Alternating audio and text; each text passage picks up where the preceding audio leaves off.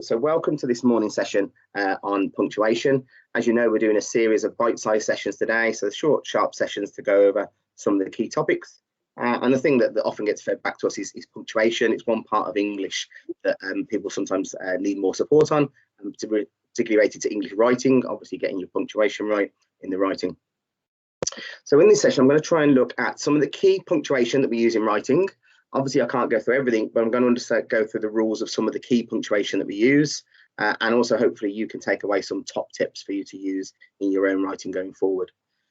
As I mentioned, punctuation is a bit of a minefield, and there's a lot of punctuation we use. But thinking just generally, how do you feel about punctuation in your writing? Do you feel that you're not very confident in it, in which case you'd score yourself 1? If you feel really confident in it, score yourself 10. And just put your score in the chat box if you're willing to share. I'm not going to hold you to these, but just to get an idea of how people are at the start, and I'll ask you again at the end. So just in the chat box, give us a number 1 to 10, how you feel about your level of punctuation use. Some varying scores coming through there, brilliant. Just give it another few seconds if anybody wants to share their score. It's always a difficult thing to say. What do you think you don't know? But yeah, always go for the middle, Rebecca. Very good, 5. I like it.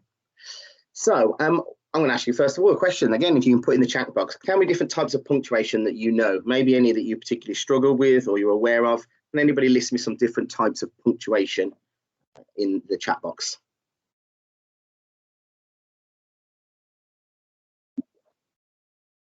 And you don't have to worry about your punctuation when you're typing it. Any different types of punctuation that people are aware of? I do. Quotation marks is a great example, Louise. Full stop, very good, with a full stop in your sentence. Exclamation mark. Any others? Commas, question marks. A few seconds, see if there's any more suggestions. Apostrophe, that's hyphen from Rebecca. Really good. So there are some very common punctuation marks and some not so common. So I'm sure you've all heard of full stops, question marks. May not be quite as aware as colons and semicolons. Commas, obviously a few people have mentioned speech marks or quotation marks were things that are directly said from somebody. Apostrophe is quite a big one that we will be covering today. Brackets is a type of punctuation mark. Ellipses you may have seen with 3 dots that often are used in speech to show a omission of some speech or continuing speech after what you've quoted. There's the good old exclamation mark. And there's also the hyphen that I think somebody mentioned as well. So, and there are some others as well, but these are the key punctuation that you would use. Another question for you. At the end of the sentence, there are 3 types of punctuation that you could use at the end of a sentence. And there's only 3. So there aren't all the lists we've gone through there. Can anybody think or name any of the punctuation that you use at the end of a sentence? It's not a trick question. You might think this is straightforward. Now, Louise is either suggesting a question mark or asking me a question. I'm not sure. Brilliant, John. A full stop there. Great. It wasn't a trick question just to catch you out, but just so everybody's clear. At the end of a sentence, most of the time we're going to use a full stop. Welcome to this session. We'd end with a full stop. If you've made something that's a bit of an exclamation, you exclaim something, you will absolutely love this session. You may want to end with an exclamation mark, which looks a bit like that. And if you've asked a question, so just did you enjoy this session, you'd obviously end with a question mark as well. Couple of things to be aware of. Exclamation marks, we only need 1 exclamation mark. So you'll possibly see, and certainly if you use social media, and I must admit I'm guilty of this in my social media use, if you want to emphasize something, you put about 10 exclamation marks at the end of it. I can't believe what just happened, exclamation mark, exclamation mark, exclamation mark. But the whole point of an exclamation mark is that it shows that you're exclaiming something, that something's quite strong. So actually 1 is just as powerful as 10. So you carry on using it with your social media, but I would suggest in your functional skills writing, if you want to exclaim something, use 1 exclamation mark. And similarly, if every sentence you write has got an exclamation mark with it, you're going to be losing the impact and those kind of things. The other thing with a question mark is make sure it's a question. So often, and I see this in emails, I'm sure many of you do, people say, I hope you're well, and they'll put a question mark at the end, because what they really mean is, are you well? But I hope you are well isn't a question. I hope all's good with you isn't actually a question, it's a statement. So be careful that you're only using a question mark when it is actually a question. Okay, so we're going to look at 2, so then at the end of a sentence, but we're going to look at 2 key things that people often struggle with, and we're going to look at commas and apostrophes today.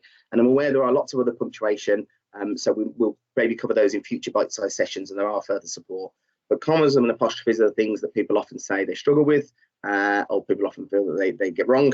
So I thought we'd go for that. Does anybody know of any rules for using commas? So comma looks like the little, I don't think I've got one on the screen. There we go, at the top there, so a little line under, a bit like a full stop. It's next to the full stop on the keyboard.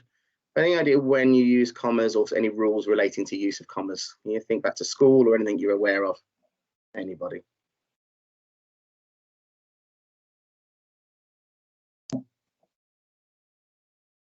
It's quiet. Splitting up a sentence, indeed, is the key thing, Louise. Yeah, it's the same sentence. So instead of using a full stop to separate sentences, great one. Pause is a good word. So it wouldn't win any education awards or anything like that. But one of the things people say is when you're writing, if you need to breathe in the middle of a sentence, put a comma. And while strictly that's not true, and we all speak at different speeds and different types and things like that, it's actually not a bad rule to take. If you've got a long, complex sentence and you need to take a breath if you were reading it, shove a comma in there. As I say, that's not rule number one of commas, but it's quite a useful thing to look. If you've got a long sentence, think, well, do I need to split this into more than one sentence? Or actually, can I put a comma in there and it shows that the reader takes a breath, which is the main use of a comma when we look at it. There are more complex reasons for using a comma, but that's one of the key things. I'm just looking at a chat. Yeah, Louise, good point. It sort of keeps the flow. So actually your sentence is still on the same topic and you just sort of a little pause in between. So you don't need a brand new sentence.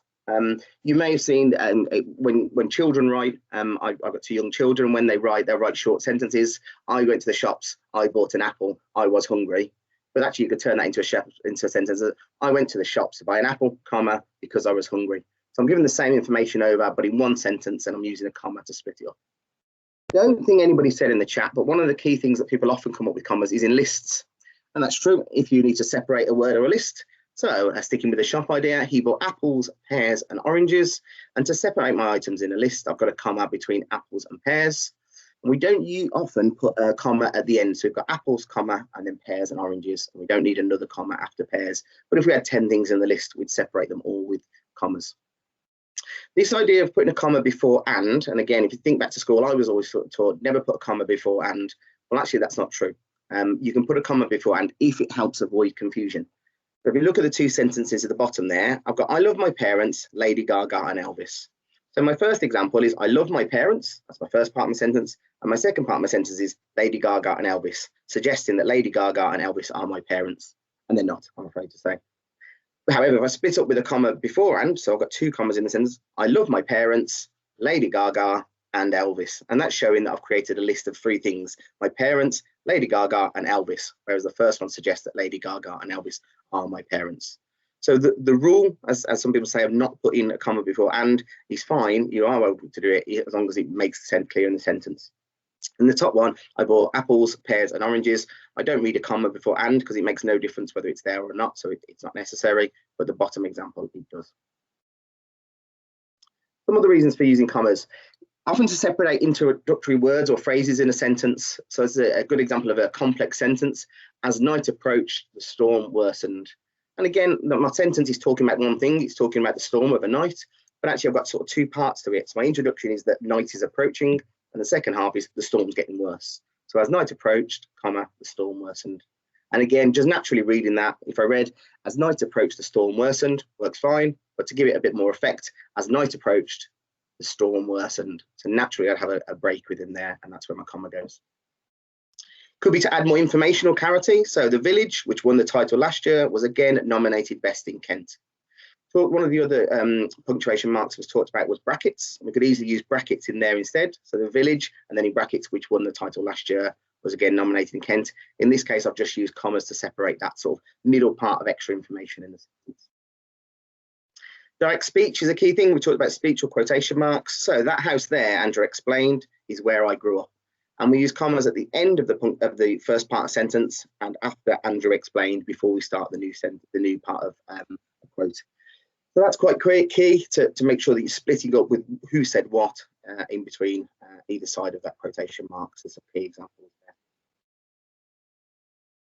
And finally, before what are called conjunctions, which are words that join sentences together. And if you want to separate 2 points. So he was a great cook, but would never be as good as his mother. Whilst that's absolutely fine as a sentence not to have a comma, again, it adds sort of more clarity to it because I've talked about 2 things. One, I've talked about being a cook, but the second part of it is I'm comparing him to somebody else. So he's a great cook, and then before my conjunction, which in this case is but, he's a great cook, but would never be as good as his mother. And again, it just sort of splits the sentence up. As you can probably see from there, with most of those sentences, I could use commas or I could not use commas. The second one on the screen, I could use brackets instead. The top one and the bottom one, if I took away the comma, the sentence would still have the same meaning. So that's why I said before that the rules are a guide.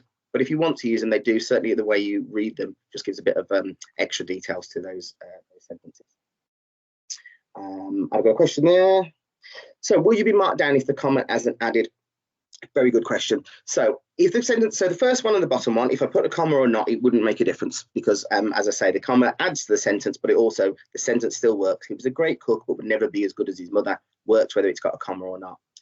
I would suggest the second and the third one on here, they do need a comma or maybe brackets for the second one, because if I had the village, which won the title last year, was again nominated best in Kent, that's quite a long sentence, and also there's clearly a middle section to that we need to separate in some way. And I mentioned direct speech, that is a bit more of a rule that you do have the comma both at the end of the speech and before the speech. But really with the others, it's what's appropriate to you. Commas, with everything in English, actually, I'll say this in all the English sessions today, there aren't hard and fast rules. There are some rules, but actually the use of them, use of grammar, use of punctuation has developed over thousands and thousands of years. And if you search one website, it will tell you one thing, and another website might suggest something different. Commas particularly, I'd say, sometimes come down to personal preference. I do know for those learners who had emails from me, I tend to use commas quite a lot because I tend to separate my sentences and other people don't so much. I would look out for, is it necessary? So whilst you're not going to lose marks if it wasn't necessary, such as the first and fourth example, in the second and third example, they clearly are necessary. So you would in effect lose marks for those. So that's just a whistle stop call of commas. And the other section we look at is apostrophes. And one of the key things is people often get apostrophes wrong. And I have done it on purpose in that sentence, by the way, that don't get apostrophes wrong is key. And there are lots of reasons why you shouldn't get apostrophes wrong. You can see some great examples on the internet, and you may go around shopping. There's a fancy dress shop near me that's called Party's Place, and the party's got an apostrophe, which is just wrong, and it annoys me every time I drive past it. Lots of examples of people using them wrong, and this is key. But apostrophes have got rules where you can use them rightly or wrongly, and hopefully you'll use them. So I'm just looking at John's comment. For the third one of these, yes, the comma would be within the speech for the third one. That house there, and the comma was within the speech marks. And so general convention is you put the punctuation within the speech marks. Now, again, there are other conventions that say you don't, but common convention is. I've got a good tip on that when I come to the end of the slides that I'll show you. So just looking back at apostrophes, there are two types of apostrophes, or two times you use apostrophes. One is for omission, when we use it to symbolize missing letters. Usually use more in informal writing, and what we're doing is we're shortening a word and we put an apostrophe in again. Can anybody think of any words that you might use that are shortened where you use an apostrophe? And can anybody put them in the chat? Louise has got doesn't, is short for does not. Fantastic, so we put an apostrophe in there in the chat. Anybody else got any examples of use of apostrophe? Your is one that people often get wrong. Isn't, short for is not. Would not, do not. Yeah, some fantastic examples. Your is short indeed for you are, so we're getting rid of the A and we're putting in the apostrophe. So great, I think people got those. Other examples, we will can become will, she is becomes she's, should not can become shouldn't, and you'll see wherever we've taken a letter out. So if we take it will, we've got it'll, so we've taken the letters W and I out, and so we replace them with apostrophe. Again, tend to be more informal writing. If you're writing a formal letter to your local MP, you might put, let's have a look. You should not be voting on this matter, rather than you shouldn't. You might make it more formal, and less formal writing would include these. So the apostrophe goes simply where the missing letter, and most people are okay with those. People generally are aware that you've shortened a word to them. The more difficult one is probably apostrophes to do with possession, and this is showing that something belongs to somebody or something. An object belongs to a noun, and they indicate possession. So I'll give you some examples of these. So I drove Mary's car. The car belongs to Mary. So therefore I have Mary apostrophe S. I drove Mary's car. And that's where my apostrophe goes before the S. Similarly, if we wipe to computer's hard drive, well, the hard drive belongs to the computer. So I'm showing the computer owns that hard drive by putting the apostrophe in there. And finally, those who are on this morning will know that Sam's sessions were the best. And so Sam ran a session, And so we've got an apostrophe after his name of Sam, and we have apostrophe S to show that that possession belongs to him. The difficulty with possession apostrophes is to be careful with plurals. So when something belongs to a group, so I'm going to give you a couple of examples. Either of these instances would be fine, but they mean different things. So if we talked about the cat's sanctuary with the apostrophe where it is there, or the second one, the cat's sanctuary with the apostrophe after the S, well, the first example, the apostrophe is after cat. So the sanctuary belongs to one cat. The cat's sanctuary belongs to a cat. In the second example, we're talking about lots of cats. So we've got the plural of cats, plural of cat, which is cats. So the apostrophe goes after the S. So the first one, we've got cat, apostrophe S, because it belongs to a cat. The second one, we've got cat, apostrophe. So the sanctuary actually belongs to lots of cats. Similarly, if we talk about the kid's teacher, probably should use children's, but we'll go for kids and a bit more slang. So the kid, apostrophe is S, means that it's one child and one teacher, because the kid has a teacher, the kid's teacher. The second one is a group of kids. So we have the plural of kid is kids, and so we have the apostrophe after the S before the word teacher. So hopefully that's a little bit clearer of when we use plurals. One question that often comes up is, well, what if the word ends with an S? So we did cat sanctuary, or the cat's sanctuary for plural, and kid and kids, but sometimes the plural ends with an S, or the word just ends with an S. So if King James had a castle that was attacked, well, King James, we know the castle belongs to him, so we need an apostrophe with the word King James somewhere. But where exactly do we put it? Do we put it in here for James, or do we put it after James, or what do we do? If we look over on the right hand side, well, the best rule for in terms of adding an S is to say it. So if we said they attacked King James's castle, or when we talk, we said King James's castle. So we have an apostrophe S because it comes after. Again, one of the rules in inverted commas is that you never put an apostrophe after an extra S after it ending in an S. That's absolutely fine, because the way we would say it is they attacked King James's castle. So therefore we need apostrophe S. Whereas another example, if Charles had a daughter called Hannah, we wouldn't say Charles's daughter Hannah, we'd just say Charles' daughter Hannah. So we don't need the extra S here. We can just have Charles with an apostrophe, daughter Hannah. So the key thing with that is to say it out loud, speak it, and does it make sense? They attacked King James's castle, makes more sense, and Charles' daughter Hannah makes more sense. So just say it and think about whether you need that extra S. So Louise has put there, never add S after an S, and as I say, that's only one of the rules that I was certainly taught at school. But if you look at a true convention of punctuation and grammar, then it would say if you say it as an extra S, then write the extra S. They attacked King James's castle. Well, I take two S's in my sentence, so therefore I need them. There is one more thing, and one word that doesn't behave like you think it might would, just to sort of span the word. So that's the word it's and its. And I saw a couple of people mention this in suggestions earlier. So if a dog is tired, you would say the dog is tired after its walk. Now, the walk does technically belong to the dog, but we don't use an apostrophe to show possession for the word its. So we don't need an apostrophe, no apostrophe in. The dog is tired after its walk. However, on the right-hand side, Donna thinks it's going to rain today. Well, that's short for it is. So we do need an apostrophe because we've got rid of the letter I. So Donna thinks it is going to rain today. Becomes shortened to Donna thinks it's going to rain today. IT apostrophe S. But the left example, although the dog is tired after his walk and it does that walk does belong to him, we don't use an apostrophe to show possession of its. The dog is tired after its walk. So as always with English, it's a complicated matter, and they always throw in spanners in the works. But that's one of the key things to look out for, it's and its. And the key thing is making if you're missing out a letter like it is, then you always need the apostrophe. So I want to ask you some questions, not just about apostrophes necessarily. So we've got one here. Which of these sentences is correct? And you can put the answer in the chat. Is it the bus? Well, the sentence is the bus driver's attitude was terrible. But if you see, we've got an apostrophe in one place at the top, no apostrophe in the second, and apostrophe in a different place in the third one, A, B, C. Let me know in the chat which you think is correct. Do you think it's A? Do you think it's B? Do you think it's C? So a few answers coming through.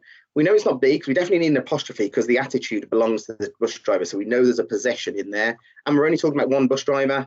So correct, those who said A is correct. We're talking about one bus driver. So the apostrophe goes after the R and before the S. The bus driver's attitude was terrible. How about this one, looking at commas or not? First sentence, I love Take That, Boyzone and Black Sabbath. The second one, same sentence with a comma. And the third one has no commas in there. Which of those would you say is correct based on the comma rule that we talked about before?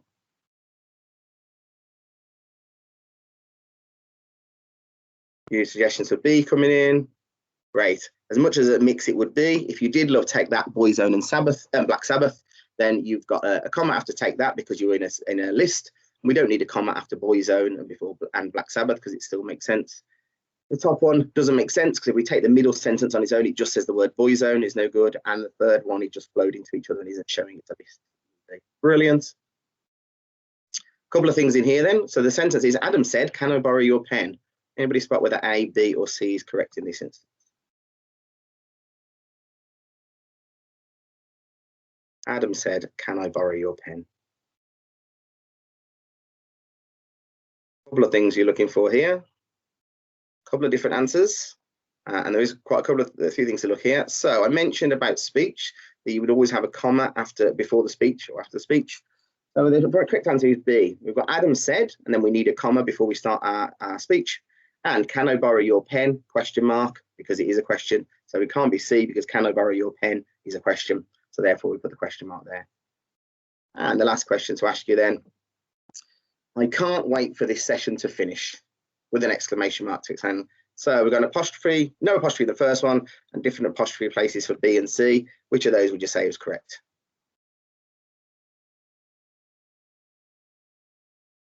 A few answers coming through, most people saying C.